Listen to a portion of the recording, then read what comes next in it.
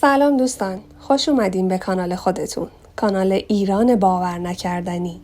راستش مدتیه حس میکنم در حق تاریخ ایرانمون ناحقی شده. نه رسانه‌های رسمی چیزی میگن، نه در لابلای پیج‌های طنز و انگیزشی چیزی دیده میشه. اینجا قراره براتون باور نکردنی ترین و عجیب ترین اتفاقات تاریخ ایران رو نشون بدم. چیزایی که شاید حتی فکرشم نکنید که وجود داشته باشن. آماده این؟ بریم. تصور کنین 2500 سال پیش در شهرهای شوش و شوشتر مردم باهوش ایران باستان تونستن سیستمی بسازن که آب رودخونه ها رو به همه خیابون ها و خونه ها برسونن و فاضلاب رو هم مرتب خارج کنن.